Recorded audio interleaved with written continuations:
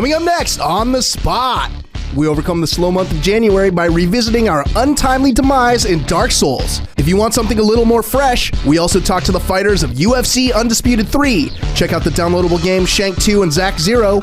Expand our minds with the Vocabularium and test our patience with Bus and Cable Car Simulator? Get Exact Change ready, folks. We're live and on the spot.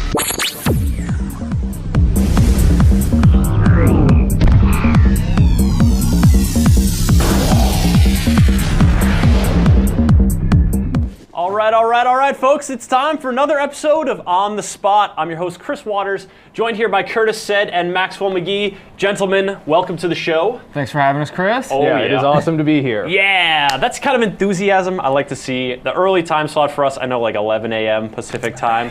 It can be early for some of us night owls, but we're here. We got games to show you, and up first is one of our favorites from last year, Dark Souls. Curtis is going to show off some of the new. They've patched it recently. Yeah, they patched it like a month ago, but we've been like on vacation, so we couldn't show it off. Nobody actually knew that was patched when we were having our Game of the Year discussions. So it's kind of like they snuck the patch in there, but there are apparently some pretty serious ramifications for. I mean, they balanced it out. It's not as super hard, and it's not as super easy in some places. Not as super hard, but also not as super easy. Interesting. Okay, so how are we going to see this manifested? First off, let's take a look at Curtis's character. Now, Curtis, of course, is our Game Guides editor and wrote the guide or parts of the guide for Dark Souls? Yeah, like half the guide, mostly the primer stuff, but I also went in and showed stuff for like the last boss and a lot of the fights. So you've beaten this game, and you are decked out in intimidating armor. This is actually a newer character than the one I beat the game with. I was like, let's just run through a second time and grab all the stuff I missed. Sure, no problem. And now you're glowing for various reasons. Yeah, I'm a combination character of several different of the factions or guilds or whatever they were called. I don't even remember off the top of my head. But I was originally a forest hunter, then I went into the Dark Wraiths, and I just joined the Brotherhood, or I think it's like the Warriors of the Sun. And one of the parts of the patch was you can actually join some of the guilds a lot easier. The requirements have gone down. Okay. One of the things was you had to help something like 10 or 20 other players to get into the Warriors of the Sun. And now they dropped that down to about half of that. So it was really easy to get into and join everybody's favorite Solar, who is always praising the sun. Oh, the guy who just sort of stands out there and wishes that he could be so incandescent. Yeah, so you can team up with him a lot easier now. And he's a pretty handy fellow to have around. All right, so you're associated with all these guilds. And now who is this giant fellow? This is one of the smiths. Now, a huge complaint in the game was that you couldn't refine a lot of the armors because Twinkling Tatanite was very, very rare. But now you can purchase all sorts of items from this guy. Like some of these rare items that weren't here before, they patched those in, so they're a lot easier to get. I see. And so you can just buy it, so you can more easily improve your armor, which, is that how they sort of make it be a little easier? Because it's easier to buff yourself? Yeah, that's one of the big things. Like, a lot of these armor sets that I had before, they couldn't be upgraded very easily. You would have to grind on, like, little, like, lizard things that you would find out in the world. There would be these shining lizards, you'd kill them, they'd drop like maybe one Twinkling Tatanite, and then that would be the only one you would find for the rest of the game, so you had to be very sparingly with them. Yeah, those lizards are pretty rare. But also they balanced some other things, like Kevin's favorite set of armor, I believe it was the gold-hemmed black hood. They actually depowered that. Oh, really? It's not as strong, you can't like use it all of the way through. That's the one that makes you look like a ring wraith, right? Yeah. So if I like wear the hood, that's how I kind of look. That is a total fashion faux pas. Now, folks, sorry to interrupt, Curtis, but we are live, of course, and we're taking your questions. So if you need to know something about Dark Souls, Curtis is a very knowledgeable fellow, so please feel free to ask. Join the chat room right there. It says join the chat. Click that button, or just go ahead and fire off a question in the comments, and we will do our best to answer it for you. And in some other places, the parameter bonuses, which, you know, the stats for each thing, has improved in various ways.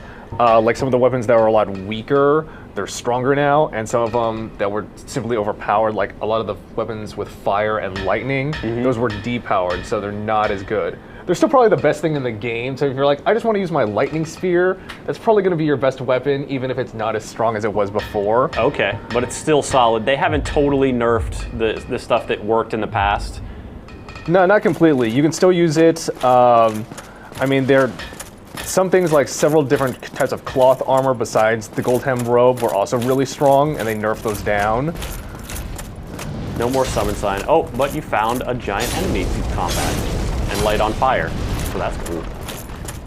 Now, playing through Dark Souls, Curtis, how often did you summon other players to help you out? I didn't really summon too many players unless I came to a really hard boss, like the two enemies that you fight guarding the queen, Orston and Smurg, I think his name is. Oh yeah. I'm probably pronouncing them completely wrong, but yeah, I had to summon at least one helper for that. When I went there pretty low level, and I didn't have all these high level weapons. I pretty much fought them with a basic scimitar, which was my starting weapon. Really? Yeah. You didn't want to upgrade? No, I wasn't gonna use my scimitar. I was waiting to actually turn it into this weapon. This is Quilana's sword. When you fight that spider queen, she drops her soul, and you can turn it into this. Quilana? Dude, that says Quelog. Quelog, whatever. I think Quilana is her sister. She has a sister? Yeah, the other kind of undead, well, not really undead, but the other spider girl that you meet who's stuck in a wall. Horrible demon. Mm-hmm. Now, another thing, this was one of Justin Calvert's biggest complaints, is that you would have to actually go into your specific stone, or I think it's a yellow stone, yellow, orange stone, whatever that is, to actually rate these things. Yeah. But now you can just do it right in your controller. You just press the select button or something? Yes. Nice. And so it's a lot more convenient. You don't have to take the stone around with you. And another stone that they fixed is the cracked eye orb.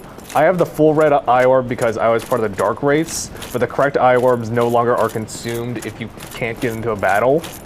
What do you use an eye orb for? It's to invade people. If you want to go hostile against somebody else. I mean, Kevin Van Ord kind of pointed that out, that he was trying to invade a lot of people, couldn't find them, and then he would just be out of orbs by light. Because regardless of whether it worked or not, the item would be consumed, and you couldn't then use it again. Yeah, but now you can go ahead and use whatever you feel like. So it makes it easier to invade other people. Yep, so there's a lot more fighting if people are actively turning into humans with their humanity. Oh, fantastic. So it's, in some ways, it's made it a little more welcoming. You know, you've got these sort of items that have been boosted, but in other ways, it's still. Do you think it overall is preserving that that difficulty? That it's definitely still hard, but it's not as super punishing. Probably the biggest change that they made. It was actually before this patch. It was kind of like in a hot fix. You've got cursed before by the frogs in the sewers, right? Oh yes, those big-eyed frogs. They curse you, and then your health bar is just halved. Yeah, and then it used to be that it would get halved again, so you were at a 4th and then an 8th. Really? Yeah, but now it only stacks once. So after, you don't have to worry about getting cursed and having pretty much down no to health. 1/16 of a health bar. Yeah. That is nice. Now we got a question coming in from the chat room, Curtis. I don't know if you have any knowledge about a PC version of Dark Souls, whether or not that's coming or on the way. Or as far as I know, it doesn't exist, or there's no plans for it, but I would really like it if they did. I mean, I think it would work well with a PC.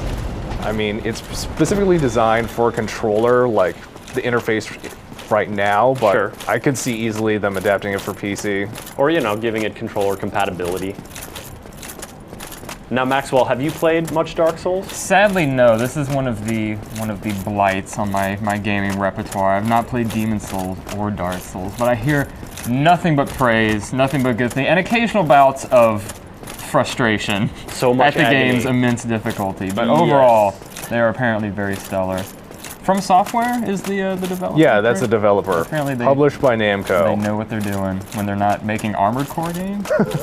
And so that this is out for the 360 and the PS3, but Curtis did not have a great forecast for you PC users hoping to play, but we're told there is a petition online to get that sorted, and how effective do you think online petitions are at getting games ported, getting games on different platforms? I think it depends on the company. I mean, I haven't really known Namco Bandai, at least as a publisher, to actually care too often, but then again, do we think that Xenoblade Chronicles came out last year in the UK, or in Europe rather, and there was a lot of hubbub about it. Now it's planned for a North American release. Do you think that that's part of the popular groundswell to get that ported here? I think it seems to be a factor, but who knows what goes on in the minds of the Nintendo top brass? Yeah, I mean, fan feedback is definitely a deciding factor. And again, like Curtis said, I'm sure it varies wildly between publishers and developers. And then again, it varies depending on how many people you can actually get to sign your petition or to give actual feedback. So it all just varies. Can you think of another example where fan feedback has sort of had an effect with a given company or a given game? I mean, some companies, like, they definitely tailor their updates, their DLC for fan service. I mean, alternate costumes in fighters sort of strikes me, in fighting games, strikes me as something that tends to be more of a fan service thing. Well, yeah, you look at, like, when the Street Fighter 4 Arcade Edition update came out and Yin and Yang and Fei Long were so immensely overpowered, like, people rallied about that, oh my god, and then Capcom was like, okay, you guys are right, they are a bit too strong, so yeah, they went in and patched it. So I guess that is an example where fan feedback can have an influence. Can help, yeah. So, you know, go Google Dark Souls PC petition and it definitely add your name, hurt. You know? I think the more people that get to play Dark Souls, the better. Now, Curtis, this is an area that's familiar to anyone who has even started playing Dark Souls. The area you were just in, maybe not. Takes a little bit longer to get there. That's towards the middle of the game. But did you, now there's, the raven that brings you to this area, is he still up there, or did you slay that bird? No, or you chase him cannot off? kill that bird. You can't even get close to him to hurt him, really. So he's Wait, you always can't there. just shoot an arrow into his leg or something? I don't believe so. I mean, I don't have archery on this character. Come on, Great so Soul Arrow. Shoot him with a Great Soul Arrow. I don't think I can even target him at this. Yeah, he doesn't care. Now the bird is unperturbed. Now the reason I came to this graveyard is a lot of people complained that these skeletons were just too annoying. They were a little too powerful, and there was no point in really fighting them. They didn't give you any souls. Yeah, that's part of the patch. They now give you plenty of souls. And as you make a quick, very short work of them, you are gaining 50 souls per skeleton. Pretty solid. Although that has that changed as you are more powerful? Don't you get less souls for killing weaker enemies? No, you get the same amount of souls that they would give normally, and additionally, you get more souls than you did before the patch. Something about like maybe 2 times the amount or 1.5 times the amount. I'd have to check for sure. But overall, it's easier to level in this game. Great. Well, all the better reason for you folks to go out and play Dark Souls. This game is excellent. One of our favorites from last year, and something I've still been meaning to get back to. Curtis, thank you for coming on, showing off the patch and telling us what's what.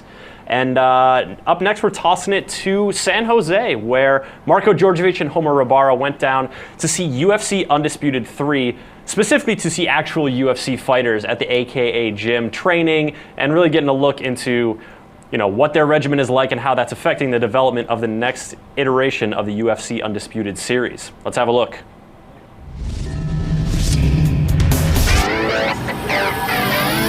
Hey everybody, it's Marko Djordjevic, GameSpot.com sports editor. I'm right now in San Jose, California, standing in front of the American Kickboxing Academy. The gym and THQ have been kind enough to let us take a peek inside. We're gonna check out the game, check out some fighters train, and hopefully see some cool stuff.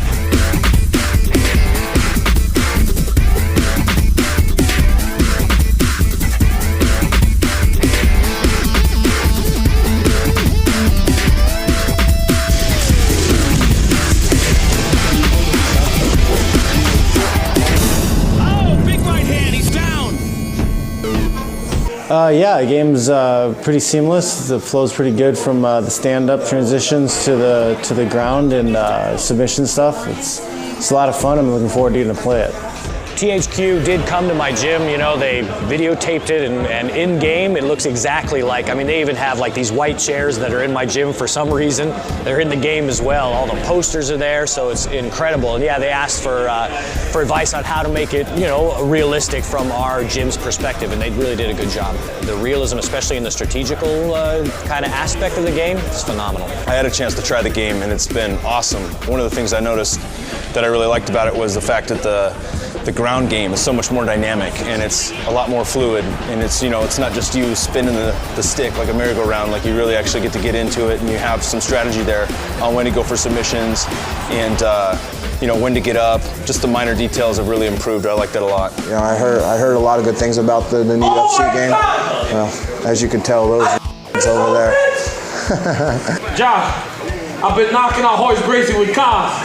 I don't even have to look to beat his ass. Look! I don't even have to look to knock his ass. Yeah. So you could tell the game's, pretty excited. It's like, you get a bunch of fighters or a bunch of adults, and they act like kids for a couple hours. So it's, I heard the graphics are unbelievable. It's pretty cool. It's a cool concept that the UFC and THQ has done, and it's cool to be a part of it.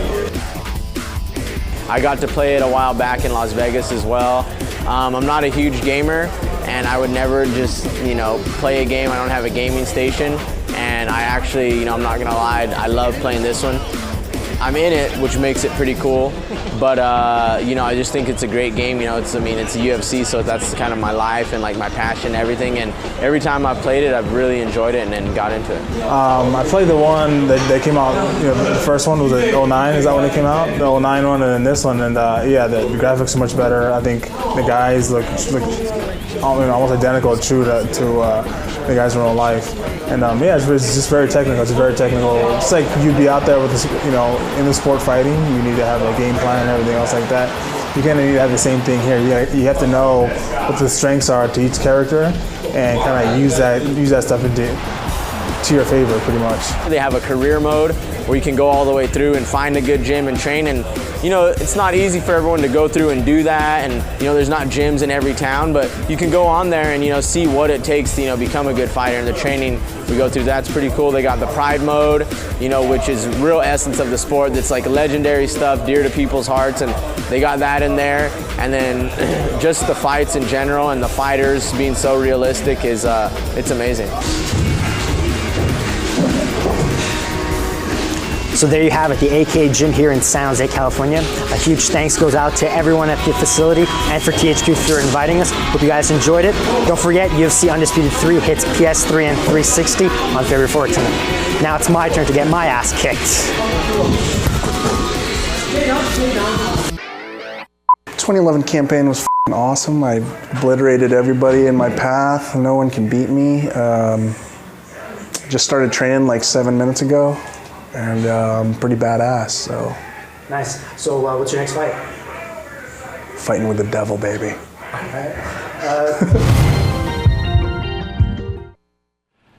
Homer Ibarra starting his intimidation campaign early. Every year we have a UFC tournament in the office with the game, and Homer, very adamant competitor. Not always the best. All right, before he comes out here and tries to put me in some sort of headlock hold thing, we're going on to the next game, and that's going to be played by me on the Xbox 360. Unlike what we were telling you at the beginning of the show, Zach Zero will not be seen on the show because PlayStation Network down for maintenance. Boo! The magic of live television. But we have now downloaded instead Scarygirl, which is out on the Xbox Live Arcade now. It's a platformer based on a graphic novel, and it's got a cute little art style, and we're just gonna jump right in here and I'll show you what it's all about. Basically, you're this tentacle-armed chick named Scarygirl, and she's dressed in pirate outfit, as you can see by the eye patch. And you're on your way to through the haunted forest to the Tree of Knowledge because your giant octopus buddy wants you to investigate something, pretty much. And you beat up hedgehogs along the way. What do you think so far, guys? So you have a tentacle and your best friend's an octopus. Is there like a theme of underwater stuff in this? Sure, totally is. I don't know. There's an owl on that tree. It's not really underwatery, but then again, this guy is the shop, I believe, and we can buy things like, I'm gonna buy the Anaconda Squeeze move. Come on. Oh, I own it already. Cool. So you have this whip tentacle. It kind of gives me a sort of Castlevania, Simon Belmont kind of vibe. Is that? I mean, you're whipping people. That's something. It's true. I mean, you do, and the whip also enables a couple different attacks, which I'll show you. But first, this is sort of the tail end of the second level, so it's still teaching me how to do stuff. And one of them is, while in scary mode, you just turn really scary. And turn into apparently like a giant fish head that you just gobble chomps people your up. dudes. And then there's like a little bit of octopus action. So yeah, there's definitely a bit of a nautical theme. Are you underwater right now? I don't believe this is actually underwater. Okay. But there is. Okay. So you said this was based on a graphic novel? Yeah, this dude Nathan Juravicius, Australian guy. Oh, okay. Snake. Get away from me. He wrote this Scarygirl graphic novel, and it's kind of... Is it sort of like, is it a one-off or is it like a series? You know, I'm not sure the scope of the Scarygirl novel, but it's certainly a bit psychedelic, a bit surreal, as you can tell. If this game is any indication. If this, which it is. I mean, there is also like a little mini game on the website, which, if you just Google it, it's the first result. Heal completely for 20 gems. So these gems, these items that you're picking up, these are your currency that you then use to buy the items in the store we saw earlier? Affirmative. Okay. So they're pretty much like rupees. What isn't like rupees? They kind of are, yeah. But I can also, you know, I can use them to buy health. And so, see, I grappled the snake, and now I'm carrying it with me as now like it's all kind of a hammer little time. flail. But now I want to get rid of it. So let's. Can you not fly while you have something grappled? I don't know. Let's find out. About to do some science. About to myth bust this. The snake has retreated into the black weed, into the thickets, which I kind of have to grapple to unseat. I see there's a player 2 indicator up there. Does it have like drop in, drop out cooperative play? Yeah, you want to give that a shot? There were more sticks. I think there's a controller over there in that bin. Go find it, Maxwell. Good boy. I gotta take off my thing. Oh no, wait, Benito's coming here. Oh, He's gonna Benito's help us coming. out. Let's give it a shot. I have not actually tried that yet, but hey, let's go for it. That's a live I'm gonna test beat up something. these things. Wait, what happened? I looked away and now you're back here. What? I perished. No big deal. Okay. Not a big deal. You want me to call that out? Cool. Just be quiet. So how far, like, we're obviously starting from the beginning of the game here. Have you played, like, how much of this have you played, Chris? I played pretty much the whole trial, and then I downloaded the whole version. So I played a little bit more than this, but not too much more. Turn on. Oh, sorry, I'm hijacking your game. There you go. There you go. Oh, now you're my I'm a rabbit bunny friend. rabbit. Watch out! Don't walk into that. I can roll. Okay, no, I gotta find. Oh man, I'm like punching and kicking. Look at this. Look at this. Wow, that is awesome. That is pretty intense. Oh. All right, now what do you? Yeah, nice. Yeah, man. you're like the. My character's great. Look at. Oh no. Oh, I got you. Oh no. Okay. The rabbit is like a guru. So to swing on this thing, you jump and then you press right trigger. Oh, I forgot which was left and which was right. Wow. Okay. Yeah, you pressed left. Okay. It's all right. We hit a checkpoint. It's all right. I'm sure I'll be back at some point. I don't. Maybe you will be. Maybe I will. Maybe I'm just dead forever. Maybe you it just was fun while blocked into the chasm. I mean, you need to purchase the game yourself. That's true. That's the DRM on this game. So sorry. So do you, like, when playing single player, do you always play as Scarygirl, or can you choose to play as, like, the rabbit or the other character? So far, Scarygirl, strictly. Okay. And I missed all those gems back there, but that's okay. So you can see I'm swinging, and then can you press start or anything? I'm pushing all the buttons other than the jewel. All right, maybe we'll hit a checkpoint. I know, we gotta, I'm sure there's some sort of condition. So these two paths have rejoined. I wonder if I can backtrack down this path. Oh yeah, cool. So I could backtrack down here and pick up a little gems. All right, see you later, Snake. I'm out of here. Roll. So is there like an overworld, or is the game just completely linear, one stage to No, the next? it's just world to world. Okay. I've completed the Owl Town Hall. Oh, thank you, game, for putting me in the picture. I quote unquote finished with a friend. Even though I fell in a dead friend. That was my contribution. You just showed us some crazy punching moves. Oh man, I had all the punching moves. It was awesome. There's a better look at Scarygirl. Yeah, she's a little scary. A little bit scary. I'm back. There you are. All right, can you practice the? Come here, Snake. What's wow, up? Nice work. Oh no. Now you're like mildly poisoned. I'm just a bit poisoned. Can you do what did you fail to do last time? Okay, I failed to right trigger last time. What's your right trigger? I'm pressing it, not a whole lot is going on. I think I could just sort of glide for a while though, like this. That might be what That's I do akin to instead. Scarygirl. Oh no, why did I got pulled ahead, I wasn't ready! And then dropped into the pit again. Okay. Classic Maxwell. Pits. Always with the pits. I want to get that. Come here. Oh, you know what? You could maybe get As that. Scarygirl I would sacrifice ascends the myself to get twisting that, owl right tree, here. her path to the umbrella seeds that will carry her to the Old Man Mountains has become impassable. An owl of enormous proportions blocks her path to the highest point of the rickety scaffolding, where she hopes to take flight. Take care of an owl, I guess. There seem to be a lot of owls in this stage. I'm back. Hey, look who's back. What's up? It's the psychedelic rabbit. Oh, I can block too. Okay, that's good to know. Remember, that's what you did when you tried to jump over the pit last time. My punches and attacks make Oh gosh, more awesome. The owl. But I have limited range, and there's also There's also a long recovery after I do them. So you gotta do that pose. Can you just punch once, or do you automatically do all those punches? That's true. I could just tap it. I tend to just spaz out and hit the button as much as possible. Hit the owls. Yeah. Oh wait. Punch kick. Oh. So I can grapple this owl while he's down, and then I can throw him in a couple different directions, or do this sort of slam attack. Oh no! Powerful. Or actually, I can squeeze the life from him if that's just better, and get a fish. So how did you do that squeeze attack? Maybe I have to do that. I don't know if right trigger is my little tentacle thing. I don't know what you do when you have right trigger, actually. I don't do any right trigger. Ow. Maybe I got this owl. You got that owl? Need help. Not too shabby. Not too shabby, Maxwell. Oh man, do we share? Yeah, we share currency. That might be kind of annoying if you go to a shop and just like steal Chris's stuff. I know. He's just gonna spend. Well, I didn't want to like run ahead of him and take all his currency and then not lose any currency. That's not good help. Teamwork and sports. Give me them fishies. Oh yeah, let me throttle this next dude so you can have some health and not die. Oh gosh, not working.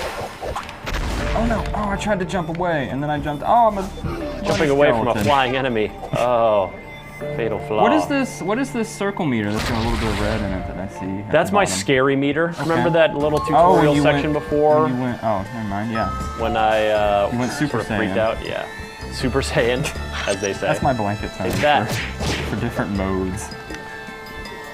Or powered up extremo mode. Yes. That's a pretty good one. Come here. Yeah. And then I see with your friend. There's a 575 holding at the top of the screen. Oh, turned into a 585. Them's my points. That'd be your points. Because apparently there are leaderboards, as we saw from the notification that your stuff would not be saved in the leaderboard. That is just mean. Let's squeeze the owl into fish. What's doing. mean about that? That's how owls do.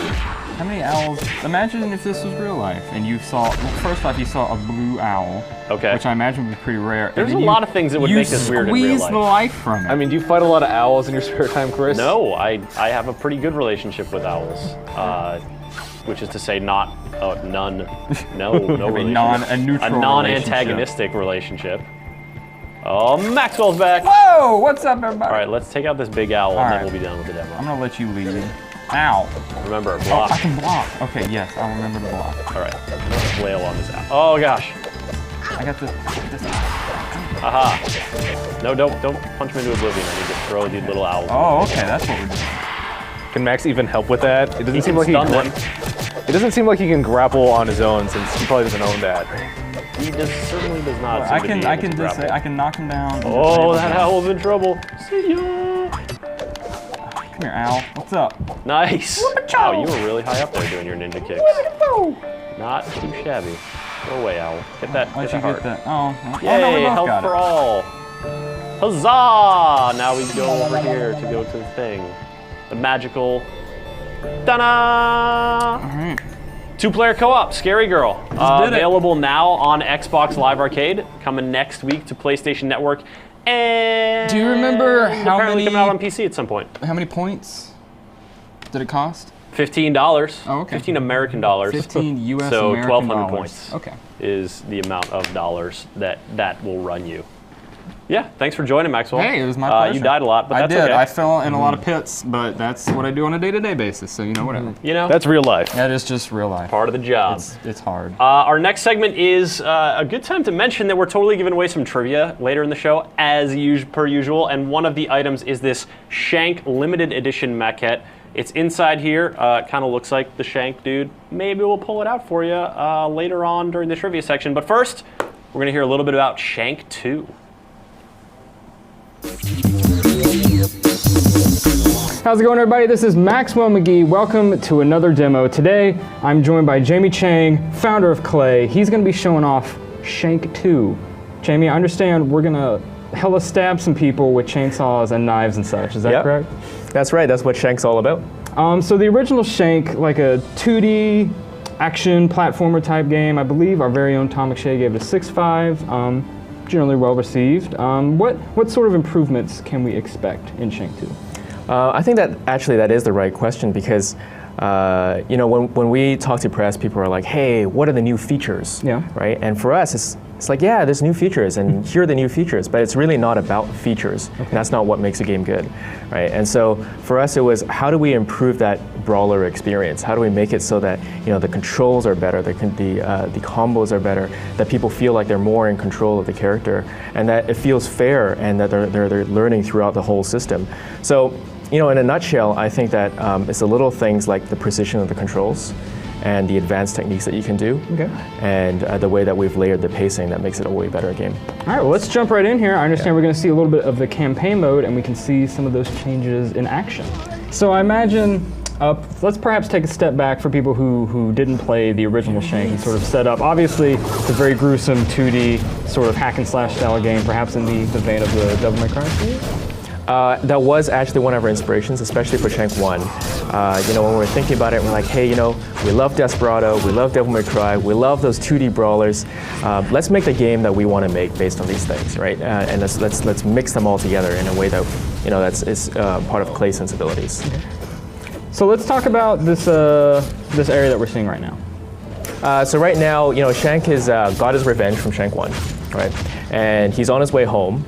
And he's like, hey, these guys are screwing up my hometown, right? And so as bad guys are wont to do. As bad guys do, right? And so you're back, and they're like, who is this guy? And you're just wrecking havoc on them.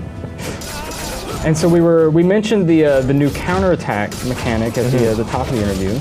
Hopefully we can see a little bit of that. So I see the bad guy, he's blinking red there. Is that a denotion of health, or is that? Yeah, that's the denotion of health. Okay. The counterattacks will come in a little bit. We're just teaching you how to use your different weapons at this point. You can see the combos. There's some health going on. So this is literally the very start of the game. This is absolutely the very start of the game. Okay. Yeah. So these guys have shields. You got to use your heavy attacks. So you got some shanks, some machetes, and some throwing knives. That's what you start with. Okay. Right. And the shanks are really good for one-on-one attacks. And so they're really fast and quick, but they can only hit one person at a time. And the machetes are a little bit slower, but they hit around you, so they're really great for crowd control. And so what you'll see is that we really focused on just a few different weapons that Shank can unlock as his core weapons, but each one feels really different and is played differently. And then throughout, you can see that he can pick up that bat there, for example. He's able to pick up the weapons that the enemies drop. And so you can mix up your game midway through the game that way. And then do those weapons deteriorate at all? Are yes, they sort of right. like a one-time power-up that you get? And then yeah, so they're not quite one-time use, but they do expire. Okay. Exactly. And then what is this gold currency we're collecting here? So these are points. Okay. And when you play it in multiplayer, they become much more important because you're going to need your points to buy stuff. You're going to be using that to purchase reinforcements. Here you go. Here's the counters. He's just about to grab that guy with a bat. Oh, okay. He had the exclamation point there, but exactly. Okay. There you go. And so here we're saying, hey, you can counter these guys as much as you like. As you get through the game, here's another one with a machete. As you get through the game, you're going to need to soften people up before you can counter them, right? And then you got to pay attention. And one of the things about Shank 2 is that it really does reward people to pay attention to what's actually going on and not just button mash your way through, right? Which works, if you button mash your way through, you're going to have some fun. But at a certain point, you're like, hey, you know what? I'm going to have more success if I'm watching and you can do this with a little more finesse. And doing it with lose a little less health along the way. Yes, and dodge out at the right times and all that. So hopefully we can also see the pistol grab as well. Let's see if that happens. Oh, I think he just died. Oh no, we're good. Let's do this thing. Oh, he's dead. Oh, we'll find another one. He died too quickly. Yeah, it's all right. It's all right. So what sort of new weapons can we expect then from the original? So you've got the sledgehammer, right? And the throwing knives are also new. You also have, in the multiplayer, you have Karina as a whole new different character, and she's got all different weapons and all different moves as well. Okay. Yeah. We finished up this section here. Do we want to maybe jump in and show off a little bit of the new cooperative mode? Yeah, sounds good. Yeah, we can do that. We didn't quite get to the boss, but that's okay. People will be able to play that when it comes out. Yeah. We don't want to spoil anything. So I understand it's sort of like sort of following the vein of like the Gears of War Horde mode style, where you're fighting waves of enemies of progressing difficulty. So you see here, you've got Shank and Karina up the top. Okay. And so those are the two main characters, and then you've got over there the defender has different stats, and you can see on the bottom left. So every character that you unlock, all the different skins that you unlock, they have both pluses and minuses. Right? And so they start to guide you in different types of strategies that you can use to play through this mode. And then do they all have access to the same pool of weapons? Yes, that's right. Yeah, and so they're both a visual and also a stat bonus for you. So it's purely with like the metrics and the stats. Yeah, that's right. Yeah. And survival mode is a way for people to play Shank in a very different manner. It's pretty hardcore in the sense that you can have fun, but in order to actually do really well and beat it, you got to play strategically. You got to think about what you're doing, think about what weapons you've chosen, who you've partnered up with, and what their strategies are as well. Is it perhaps like sort of a class-based function where like I'm going to be the heavy gunner and you're going to be like the light run around melee guy? Exactly. So for example, the defender is really quick at disarming bombs. Okay. And so you'll see these bombers arm the bombs around, and you're going to need to disarm them, right? And so you may be really good at disarming bombs, and another guy may be the heavy hitter guy. Okay. So he can like cover you while you're. Exactly. And it is important because even I can't, I developed the game and even I can't beat it every single time, right? So it takes some time. See, are the waves randomly generated then, or is it the same enemy composition each time you jump in? There is an aspect of randomness, but there's also an ease in. Yeah. Okay. So maybe like does it start out with like the same sets of enemies to help familiarize yourself, exactly. And then it starts to open the floodgates. It starts to say, hey, we're going to randomize a few and see how you do. Throw a curveball your way, if you will. Exactly. So we just bought a health right there. Okay. You can, if you press back, you can see the radio menu, all of the different things that you can buy. And as you get to different waves, you unlock different shop items. And then can you access that shop at any point? Yes, exactly. As you're playing, you can access it. It's a really quick radio menu. It's really, it's just solid. It's not like you have to wait until between the waves in order to buy things. Okay. All right, Jamie. Well, as we're wrapping up here, is there anything else you'd like to add about Shank? Well, we got the release date. Oh, wonderful. So that's pretty solid. Actually, just this morning, that's when we got the call. Oh, okay. Yeah, it was like. Are you ready to divulge? Absolutely. So, PlayStation, so PSN and PC is on February 7th. Okay. And Xbox is February 8th. All right. So we're totally solid. Oh, and it's $10. Wonderful. Yes. All right. Well, thank you so much for stopping by, showing off the game. Thank you. It looks very messy, but also very fun. Cheers. Now, in our ongoing quest here at GameSpot to sort of delve into the issue of our video games art, next up is a simulation demo that really sort of hits on the art imitates life genre. And Maxwell's here to show it to us. Maxwell, what part of life, what slice of our world are we going to be simulating today in an effort to sort of further the art of video games? I think this really captures like the misery, the limbo state that we all worry about and many people encounter in their everyday our day-to-day lives. Yeah. The grind, just the endless toil, it's a real, frustration. That's a reality loss for many people. This game touches on a lot of those themes. I mean, This game is called Bus and Cable Car Simulator, and it says, "Can you rise to the challenge of transporting tourists and carrying commuters in the city by the bay?" Awesome. And I think I'm ready. I mean, that's where we are. We are in the city. So by the bay. we're gonna have like a unique point of view here. Yeah, because I do ride the 38 bus line to work every day. So you've been training for this game for over a year. This is a culmination of like everything that's come so far. Is like prepared me for this moment. Let's jump in and see. So we made it to the bus depot. I can only afford the diesel bus right now. I can't afford the bendy diesel bus. You're a rookie. Which I know. I'm just starting No out. Streetcar Italy for you. So you got to work your way up to school bus driver. You got it. There's a progression. There's a real in-depth, like a reason to keep playing because you want to get school bus. You want to get whatever Nova is. You want to get Cable Car Italy. And you do that by picking a bus route here? You pick a bus route, and I picked one because I'm like in this area, and I think it starts up here, so hopefully we can get to it. I played this game a little bit yesterday. I'm going to hit do. Yeah, go ahead and do instead of leave. I'm going to do. So, Dr. Death here, the bus route supervisor, has assigned me my route. Okay. I'm going to bob my way out of here. Now, these are those controversial on-foot sections that they added, and fans of the series were really not super psyched about it. It has the random head bob. I'm not touching the mouse right now. However, in this game, you can go into the options and turn the head bob off. That's nice. I'd also It's like to point disorienting. out this Powerade machine, which I guess they took You a mean picture. Ow, rad. And just sort of pasted over some of the letters, whatever. Okay. So we're gonna head out here. Oh yeah, so the bus route. Go to a bus. I'm getting like an indicator over here. This didn't happen before. I really want to get in this bus, but I really want to show you guys this fueling station that I encountered yesterday. Okay. This place is pretty rad. I noticed something was afoot when I saw the Confederate flag hanging in the distance, and then I noticed the mural of the Confederate soldier also painted on the wall. What? And then we got a Dukes of Hazzard truck and it's like a whole sexy Robert E. Lee Dukes of thing. Hazzard. Oh, with the whole arm bra. Thank you, game. thing. Thank you. Hey, you know. I think I take that's a offense slice to of that. realism. I'm not entirely sure. Okay, come on, game.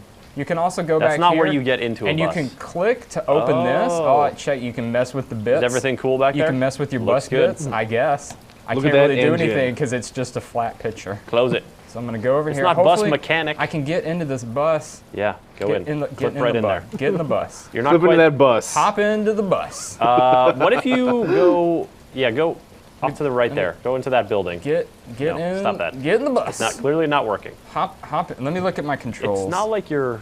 I can walk around. I can cash register. I can reset position. Okay. Not getting in What this if you bus. go around? Go somewhere else. I don't think you're supposed to go in the bus right now. That is It not. looks like true. you're not even quite on the dot. Maybe it's like the wrong time. Maybe if I'll go pick a different bus route, and maybe we'll go and find a different bus. Can't I even can get also into the show you bus. my truck. All Because right. this game really should just be called Pickup Truck Simulator, because as far as I know, the pickup truck is the only vehicle you can drive in this game. So basically, despite your. Yes, I do want to. No, don't end. Oh, all right. Okay. There Choose must a be different something about times that we're just not getting. Just choose a different bus route and then drive to where that bus pickup Okay, is. let me find. How about that? Okay, here's one that's a little further away. Fisherman's in the Wharf. Fisherman's Wharf. There we go. New. We'll get a bread bowl while you're there. So while I was driving around and like looking at the world of San Francisco through the eyes of Bus and Cable Car Simulator, it's sort of like a condensed version of San Francisco. So this is not what San Francisco actually It's looks not going to like. be like a one-to-one represent. I really just want to get in the bus. Why can't you get in this? Maxwell, we've already tried this. Okay, I'm gonna go find my truck. I parked it over here. There it is. I crashed it into this toll booth earlier. A van. A van. You crashed into a van. I did also crash into a van. I then clipped through the floor and then landed on another version of Handled this it. world. Not a and problem. the van or my truck then righted itself. Okay, hold on. I Is my can't believe you truck left the on? wipers on when you got out of hold- your okay, truck. now the truck That's is just on. irresponsible. I have to disengage the parking brake. I have to gear up. Did Come you on, even truck. engage the parking brake? Shut up. Maybe. You always have to disengage the park. Come on, truck. I mean, Come on, I like how truck. your truck is equipped with a Oh wait, coffee I cup have to use over the there. arrow keys to move. Oh yeah, I have a coffee cup and a mysterious jug of fluid. Okay. That's for the long haul. So you don't have to make any pit stops. Yeah, Come on, truck. Because you can first drink the water and then dispose of the water. Exactly. Ugh. This game. Can you drive this truck, please? No, I can't drive this truck. Can you Maxwell like, isn't throw it in capable. reverse? You're like driving directly into something We're going. else. So this is my go-to thing. So we're just gonna exit and we're just gonna do it again because the truck gets stuck. I'm not joking. Like if you like crash the truck, it'll right itself and it'll look like you can drive it again, but it gets stuck and you can't move it. Okay, so here we are booting it up again. You'll get to A see look the at awesome what title screen. what you might It get has to play as. some very interesting, we'll say artwork. All right, now let's say you get you to the can call point it where that. you are in the bus. In the bus. And If you're you can driving it imagine and you're you're in driving the a route. bus. Let's extrapolate here because I'm interested. I mean, There are, clearly, on the paper, there are options for like city fair routes. Perhaps you plug in your own routes. It says $2 for an adult. That is accurate. Clearly I there have are- paid $2 before. there are a lot of these games. Some of you may have become familiar with Street Sweeper. Street Cleaning Simulator last year when we discovered that. There's a lot of these simulator games. So what's the appeal? I don't ask to you. understand. I mean, you look at something like Flight Simulator Okay. or like a Formula F1 driving simulator or something like that. I can understand the appeal because it's like, you know, flying planes is awesome. I want to fly a plane. Being in a plane is fun. Driving a Formula, this is your starting apartment, by the way, which is pretty rad. That is the best apartment I've ever This is seen. literally the game. Oh no, I clicked on the That door. apartment's like $1,700. The game a does month. justify it, where it's like you don't have to pay for this apartment, but golly gee willikers, nobody would ever actually want to live here. I wouldn't. It's horrible. You sleep on your couch. You do sleep on. You can All also four you walls can are go cement. to sleep to recover time. But yeah, I was gonna say, so like, I can understand the appeal of like formula racing cars, and planes and stuff, because that's all fun. Something But, that's like, kind of a thrill. yeah, the thrill to do. But like, who?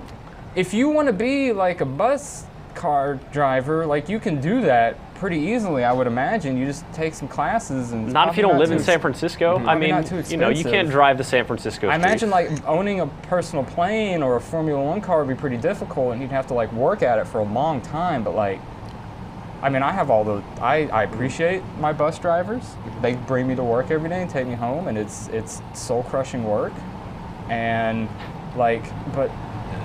It's soul-crushing work. That's harsh, man. It is. Well, I'm just being. It must be. You get those people that get on the bus and like the bus will stop, but it's not at a bus stop. It's just because there's like red lights and things because we're in a city and that's what cities have. And everybody will freak out and they're like, "We gotta get off the bus. It's a bus stop." And they'll start banging on the door. "Back door, please. Back door. We're at a bus stop. I gotta get off the bus." So maybe this. I mean, so far the only other person we've seen is the dispatcher, and maybe There this are is like a pedestrians. passenger-free experience where you don't have to deal with the dregs of humanity. I mean, I'm not entirely. I have driven by. You are bus going like stops 55 before, through downtown San and Francisco. there makes are it need to go pedestrians. faster. They don't really come into the game unless you like get out and walk around. Because like if you get out and walk around, the game realizes like, oh, he's out and walking around. I guess I'll just drop in some pedestrians around and make it look like things are happening.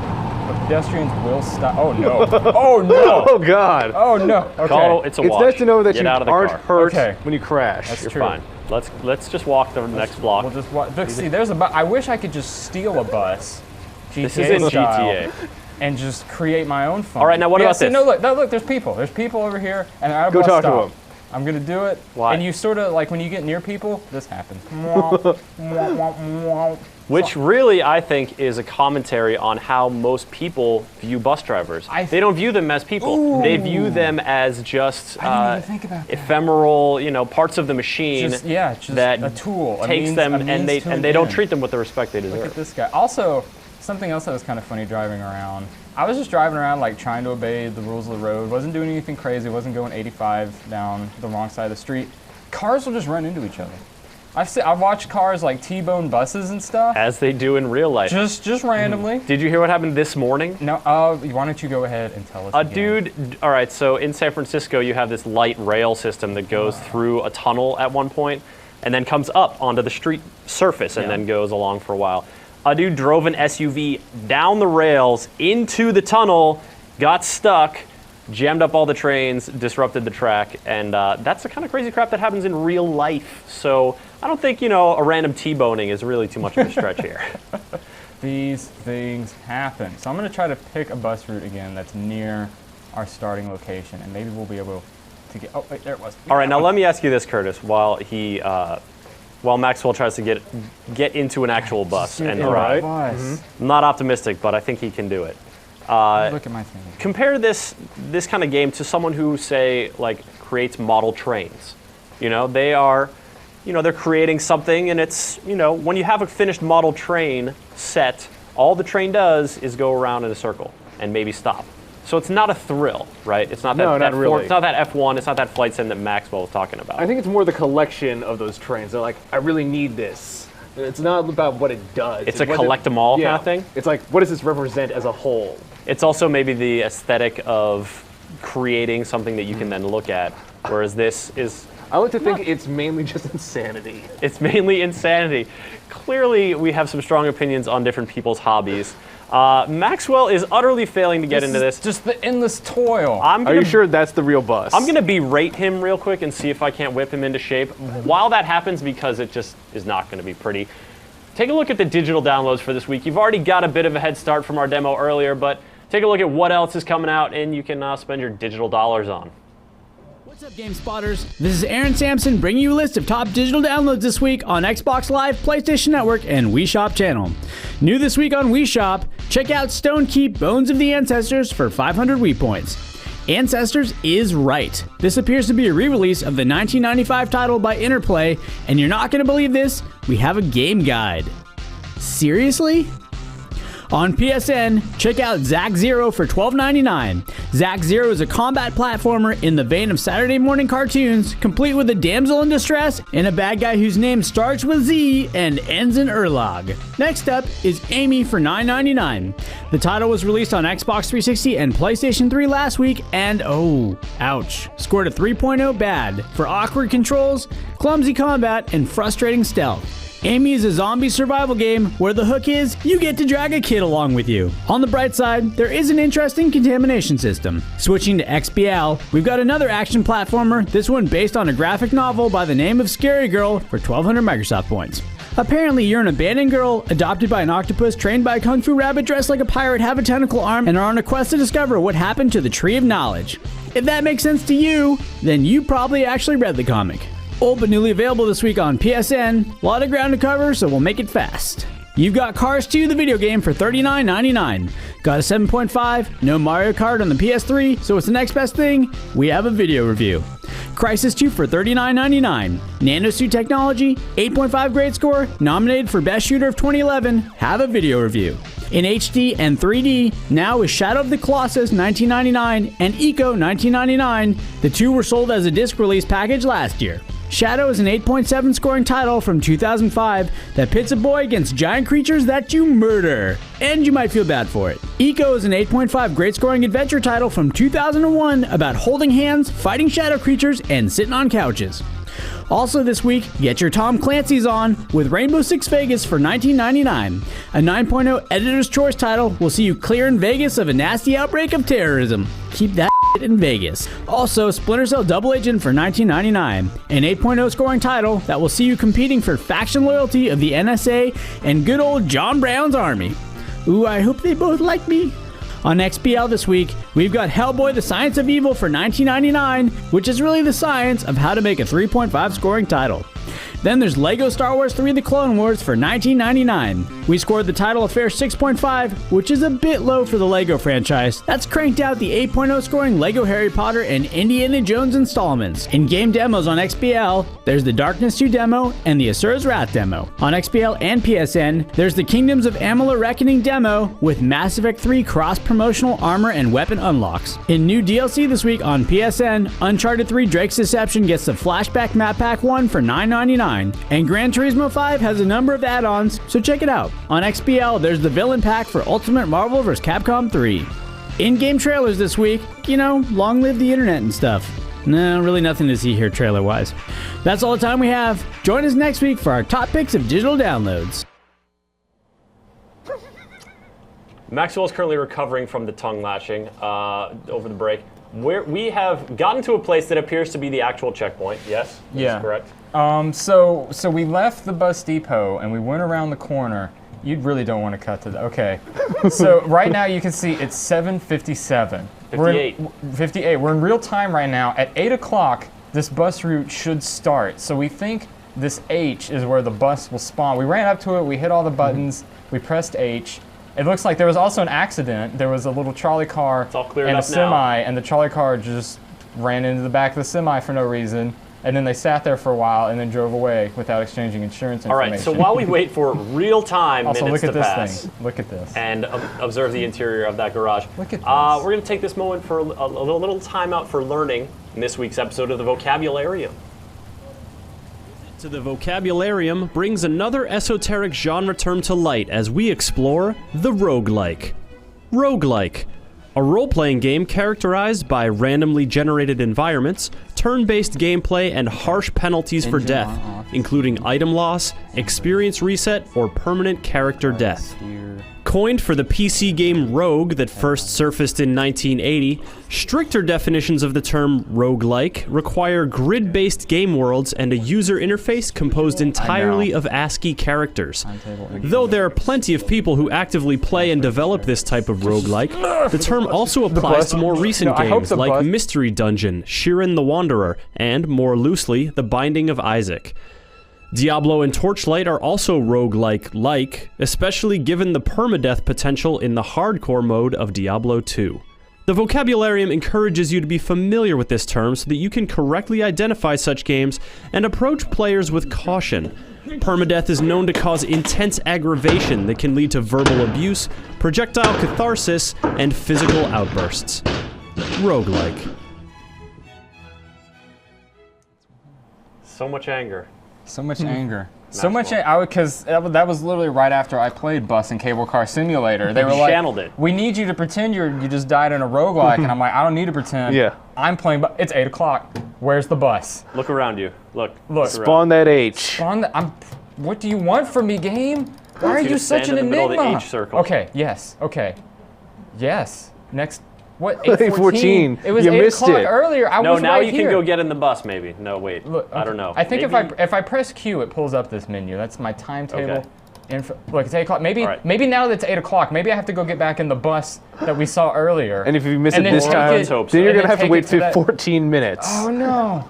Okay, here we go. Come on, bus. Come on, bus. Give it to us, we bus. We can do it. To be a bus. We can do it, bus. Oh, here we go. Here we go. Gonna get in the. Are you in the bus? I'm in the bus. You're in the bus. I'm in the bus. You have phased into the bus. Oh, I'm in the driver's seat. Sitting in the driver's seat. I'm turning on this the bus. This is very exciting, folks. Okay.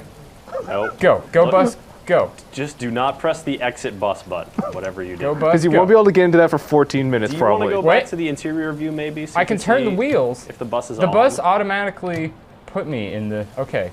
Come on, bus. Can you pass Curtis the instruction manual? Curtis, look at it probably works like your truck, right? I know. Does the horn? No, look. Your first bus. Onboard power. Press T to turn it on. All right. It should be on now. Yeah. Or off. Engine on. Press E. And I pressed E already. That was the first thing I did. Accelerate. How do you accelerate? Just with the up button. I'm doing that. Nothing? Gear up. Handbrake. Tab. Press tab. Disengage Now accelerate. handbrake. And go. Oh, you're turning the wheels. Let me press tab again. Maybe if there was maybe if these lights did. Oh wait, here we go. Yeah, gear up. No, okay, this is the page handbrake. Is up this or handbrake down? on or is this handbrake on? Try both. I would imagine guess this that one is handbrake on. Yep. Okay. Well, now it should be off. Gear up. Press page up. I pressed page up like 3 times. Wow. So you're in that super. You need gear down. Maybe your gears are too high up. Too high up. Let's look at T. T doesn't do anything. E. All right, we've made some progress, but Okay, clearly look, the we've bus- hit. Oh my goodness, he's got the power on. The screen came on. We've hit. What's the computer button? This is exciting, folks. But we're gonna take a break real quick. We'll be back for the exciting conclusion of Bus and Cable Car Simulator just after the news. Roll it. Hey everyone, welcome to your GameSpot news break for the 3rd week of January. I'm Tom Magrino. The Stop the Stop Online Piracy Act contingent have won a victory this week. The Committee on Oversight and Government Reform confirmed this week that it would not be pushing forward with SOPA until a consensus on the bill has been reached. Committee Chairman Darrell Issa put words into my mouth. While I remain concerned about Senate action on the Protect IP Act, I am confident that flawed legislation will not be taken up by this House. Majority Leader Eric Cantor has assured me that we will continue to work to address outstanding concerns and work to build consensus prior to any anti-piracy legislation coming before the House for a vote. The move came as a result of Halo creator Bungie threatening to send in Master Chief to defend the internet. That, or it could have been President Obama issuing something to the effect of, oh hell no. Or, it could have been all of you fabulous people out there who contacted your government representatives to say this bill is fundamentally borked. However, it's worth noting that this move only means that the bill will not be brought to the House floor in its current form. It does not mean the bill has been killed entirely. From legislation, we move to financial reports. Exciting day here on the GameSpot news break. U.S. retail sales for 2011 are in, and they're not great. NPD put total retail spend on software, hardware, and accessories at $17.02 billion, down 8% from last year. That decline is roughly equivalent by percentage to decreases in Japan and the UK. It's not all bad news for software though. Factoring in non-retail sales, be it digital content, subscriptions, mobile games, or rentals, and software only fell 2% last year. NPD's preliminary estimate puts total consumer spend on software at between $16.3 and $16.6 billion. Okay, that does it for today. For more on these stories and other news headlines, head on over to news.gamespot.com. Thank you, Tom Magrino and Maxwell. It's We are- moving! Oh my goodness. It's folks. moving! The timing is perfect. Yeah, We're actually you're- moving. Okay. You're only 4 minutes late. That's good. Okay, all right. You are how gonna crack. in the world am I gonna get out? Oh no! fine. Excuse. Okay. No, you're going the wrong way. No, Take a left. no. I'm Yeah. going. I just. Yes. It turns wide. Wide turns. Here we go. Okay. We did not wait for you folks to come back from the news segment to get this to work. This literally This is literally happening just live. happened. Wow. Okay. No. Nope. He's gonna try to reverse it. Can you reverse it all? I don't Doesn't know. look like you're gonna make it. Doesn't Up, up. Doesn't have No. a great idea of what a turning radius is. Okay. Okay. Back up. Wait, maybe I have to gear have to shift into gear, back up. yeah. There we Shift. All right, I'm in reverse now, so maybe back it up. Accelerate in reverse. Your Yeah. lights are on. Oh, Do you okay. have to press It's gonna work. forward? Okay, yeah, I do. I did have to push forward. Okay, here we go. This- Backing up. Is exciting. Back up. Back up. I'm stuck. Oh, January. I'm stuck. Maybe. You're on that light Because post. you've been so patient bearing with us while we show you a strange little niche of video gaming, we've got prizes to give you. The one I mentioned before, Shank Maquette, it's in here. It's all wrapped up and solidified and taped and stuff, so I'm not going to pull it out. Looks kind of like the Shank dude. We've got one of these, limited edition, and if you want to win it, you're going to have to answer this question. Who was the writer of the first Shank? And we've included a bonus hint, also a co-creator of God of War. As always, send your trivia answers to us in an email. onthespot@gamespot.com is the address. And be sure, please, to include your real name and mailing address so we can actually mail it to you. This is a physical item, people. Our next prize is provided by the generous folks at Sega, and it's a whole Sonic Generations awesome bundle pack. First, the game for Xbox 360. Next, we've got what is actually not a shoebox, as Benito and I discovered earlier, but in fact is like a 20th anniversary Sonic the Hedgehog party pack. So, Curtis, what do we have here? This is a... Looks like some sort of DVD of sorts. Some kind of DVD. We've got an art book, or like a little storybook about various Sonic games, and it appears to be in various languages as well. Spanish. Yep, German. Because Sonic, it's in all these languages. Nice. English, French, German, Spanish. I mean, Sonic is a worldwide phenomenon. That is true. And each box has one of those books, as well as a Viewmaster. So you can see things in 3D, which I'm told is the future. And a nice little Sonic pin. So if you want to win all this cool stuff, please put the DVD back on the thank you, hold this. There's one question you have to answer, and it is as follows. What is the name of the longtime Sonic fan and up-and-coming musician who remixed some of the tracks in Sonic Generations? Send your trivia answers to onthespot@gamespot.com along with your real name and your mailing address. And can we just go back to Bus and Cable Car Simulator for just a second? Trouble. Look at that reward. I got a reward. You got a reward. Smack It boom bang. looks like an ambulance. Because I might have just hit this Because SUV. you got into a crash with a I had Jeep a Cherokee. smack boom bang myself. Wow. I did. You guys missed it. I did stop at my first bus stop, and I opened my doors by hitting F5. Were there any passengers? There was a guy waiting there. Is he and now on there and No, horrified? he didn't get on. He ran just away. Stood there. He knew better than to get on this death He bus. was like- I'll wait 15 minutes for the next one. I'm cool. I value my life. But here we go. This is it. We're doing it. We're bus simulating. How fast are you going right now? I don't know. It looks a little bit fast. Not nearly fast enough. I wanted to recreate speed. Can this bus do Mach 2? Can it? Seriously. Oh my God, this game. Wow, you're doing it, booking Maxwell. I Yeah. gotta give it to you. Look at this. Look, You're I already got, like, 8 minutes computers. late. Wow, your visibility is terrible. I know. Can you get some wipers? Let me turn my wipers. You need There what we you go. really need is a defrost. Oh, I really need to slow down. Oh my goodness. Excuse me, beep beep. Wow. Who wants to get on the And bus? now you're. It's cool. You Oh, just back mounted door. a Jeep Cherokee. Back door, again. please. I think you need to back up a God. little.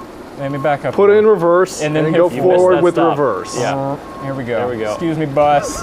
I'll be taking these passengers. All Thank right, you. let's All go. right. Get on there, passengers. Get on the bus. Come on. Open up. I think you need to back up more. They only understand the front door. They want to pay. These are good, The honest bus citizens. won't let me back up anymore. Look, they're just gonna miss Forget out. Gearing up, I'm taking off. Did you just press the gear up 3 times? I did. Well, you have I'm pretty to get, sure you have 3 gears: no, drive, neutral, and reverse. But you have to get over. I just wanted to make sure. I wanted to take no chances. Is there a defrost system because your visibility? I don't is know. terrible. I didn't see defrost. Oh, on the good options. lord, Well, Maxwell, you have to upgrade your bus. I gotta give you kudos. You got it working. You got the bus going, and you managed to not T-bone that taxi. Yep. Folks, Small victories.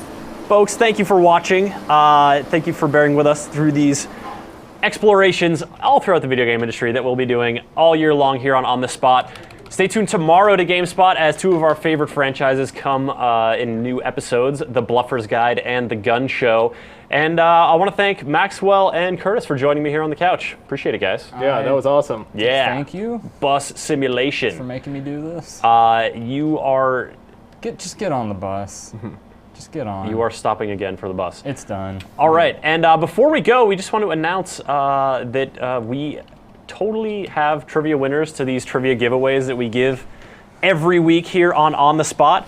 We are going to be announcing who they are so that you can totally hold us accountable for actually sending this stuff out. I don't actually have that information on my paper, so hopefully Cynthia will write it down in the mirror. Or, shabam! We have a graphic for it. Check it out. Congratulations to all you folks. Kyle, Gareth, Uladislau. Douglas. This is really just an opportunity for us to butcher people's names. George. No. What strange names. Brandon. Brandon. Nice. Brandon. Brandon, come on. Come Not on. where I come from. Matt. I don't from even the know how South. you would mispronounce Maxwell. Ah.